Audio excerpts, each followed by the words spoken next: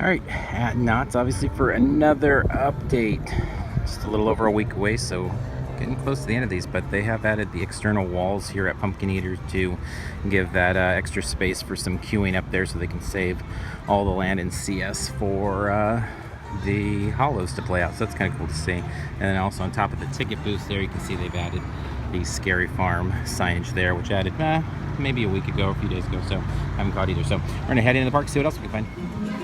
All right, inside the park, another addition since the last time we did a video, or I shouldn't say since the last time, actually, it's been here when we did our last video, but we've not documented it. It's just the Pumpkinhead guys here. Super awesome, in my opinion, just fun and nostalgic characters hanging up here. So just wanted to capture video of that. We are gonna go and make our way through the hollows first today. Not for any reason except for I pretty much always go through GTS first, and it's getting to be, I mean, it is every year, but for those that wonder about coming out here all the time, it's, if you don't follow along with like our podcast and stuff, it is an hour drive one way, and so it's 2 hours, and I do this about 4 or 5 times a week after work before doing some more work when I get home. So it's a drag, and I need to change it up, so I'm going to change it up, and we're going to head this way and see what kind of fun things we can find in the hollows. Not Scary Farm, but we lump in all our Halloween stuff here together. And for Spooky Farm, we've got the windows getting ready to go up. Always love that. Such a fun part of Knott's is what they do just in the daytime, even more so last couple years here, particularly last year and really going to this year. So over here though, we do have obviously some of the signs of Scary Farm set up with the additional lighting. Over here, where Pumpkin Eaters will be, you can still see the same from the facade as before. We've done stuff with that before, so I'm not gonna do that again. And then over here on Friday begins The Monsters Are Coming, Charlie Brown. I believe that's how it's at this show they've had the last couple years. And a fun one for the kids for sure. Sure, being a Scary Farm fan, most watching this are also fans of kid-friendly stuff, or family-friendly stuff to get the kids ready for Scary Farm someday. We put this on social media yesterday, but we've not done any video yet, but you can see the mason jar type lighting has begun to be strung up here to add to that flavor for the Scare Zone. Super excited to see what they do with the hollows, because they've talked about it as being kind of a ghost town alive situation of, you know, a little bit more interactive with various stories of the witch covens coming together and people being able to kind of play out, and this is a really fun little play area for that. So definitely hoping to see some other set pieces added, although it looked really good last year with pretty much nothing much but lighting and you know, the darkness and the fog and some great acting. So we'll keep on the path looking. All right, checking back in, we are over here in Fiesta where the Dia de los Muertos Scare Zone returns. And interesting, this lighting and speakers has shown up here. They've said that they are not doing the DJ thing, and they're really kind of taking this place over and making it scarier than ever in kind of a whole new way. Really of interest to me, they listed their 4 scare zones as attractions this year, which I've never seen them do before, and really threw off kind of the speculation of what things work. So you have 9 mazes, 4 scare zones, and they've advertised 13 attractions since Midsummer Scream. They're not seemingly including the log ride, which seemed odd, because I'd say if you're going to include the scare zones, I would definitely include the log ride, but for whatever reason 13 seems to be the 9 plus 4. That said, not really sure then what this will end up being or how this will play into things. It is possible it's for the media night on opening night, but that seems a bit much for that, so very odd and not what I expected. Maybe there's some other event totally going on that we're not sure about, but yeah, I'm super curious of what this whole thing is about. Let us know in the comments if you know what it is, or I should say not if you know what it is, but if you know what it's for in relation to the scare zones and all that. All right, let's keep moving.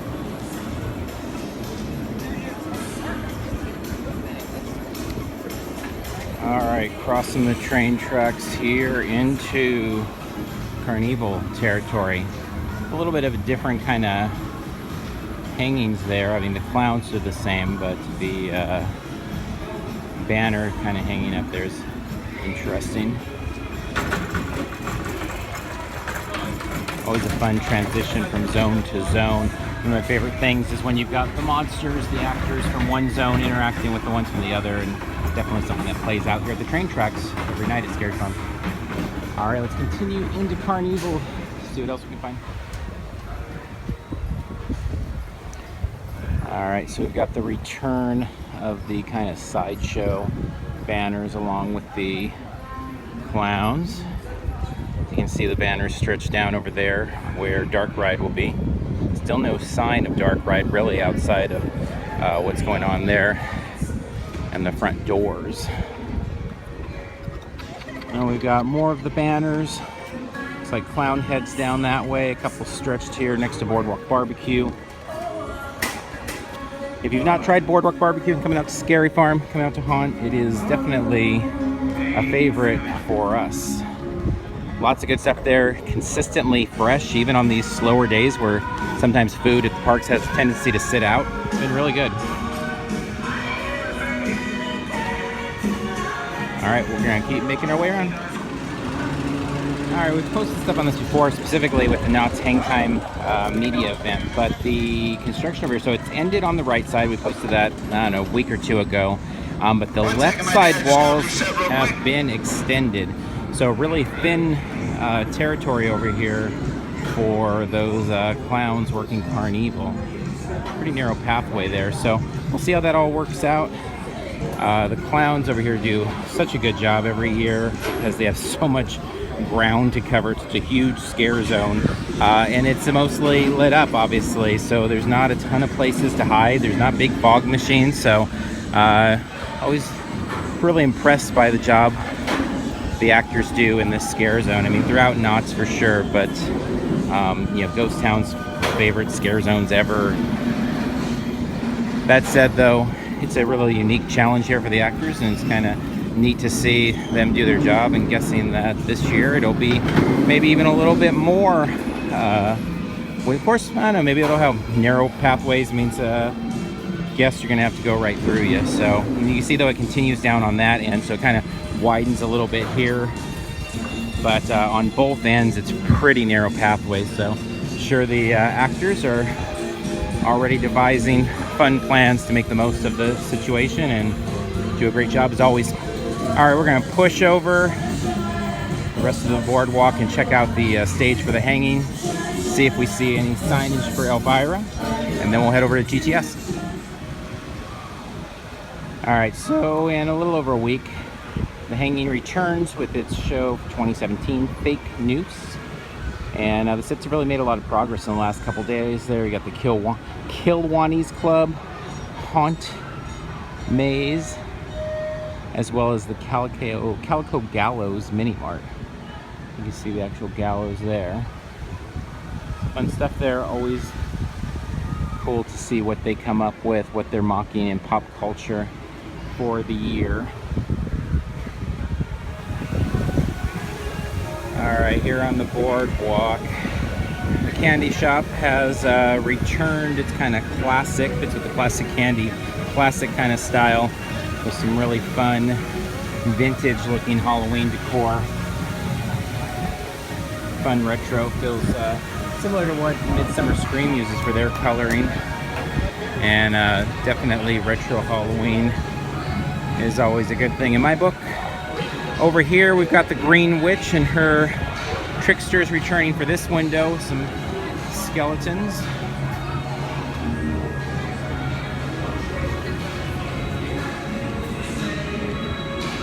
Over here, traditional Scary Farm sign.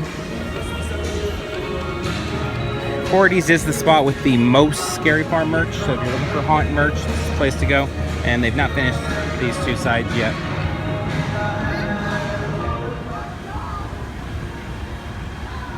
Alright, and over here we have the return of my favorite pole ghouls. I always debate. I love those pumpkin guys, love the ones over by Ghost Rider. But these ones, especially at night when they're lit up, the way the light kind of filters through the figures, it just really works well. I think the kind of spectral form is really enhanced with a little bit of light in the darkness of the haunt evening.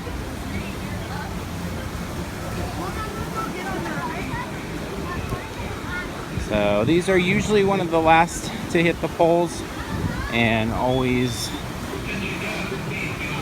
as I said, one of my favorites. And who knows, maybe even part of it is the fact that they're always one of the last. It means we're right there near opening night. So you can see they make their way down there until it transitions, I should say, into Ghost Town.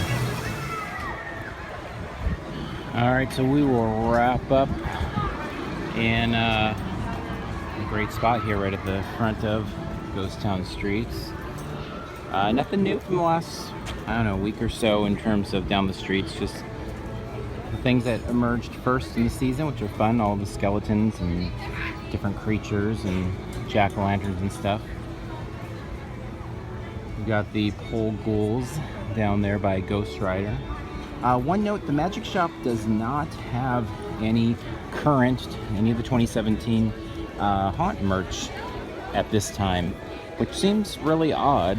They show some of the clearance stuff in there, but you do have it for sale here at the Gold Trails. And as I said, the past recordings, Cordy's is the best spot. That's where the only spot currently carrying all of the retro stuff as well. But it's been an interesting year in terms of the merch. I keep feeling like there's more stuff coming, although at the preview announcement event, they said that was, I believe, everything. So not sure. It was just a weird collection. There was nothing specific to any of the mazes, and the shirts that they have really don't relate to anything that's at Scary Farm this year. So it's kind of odd. In fact, here's, if anybody watching, I can't imagine there's many, but hasn't seen it. You've got this Ouija board one, and then this tarot card one, and both of them really don't have much to do with Knott's outside of it saying Knott's Scary Farm somewhere on there. So, yeah, kind of interesting. That said, do like the attraction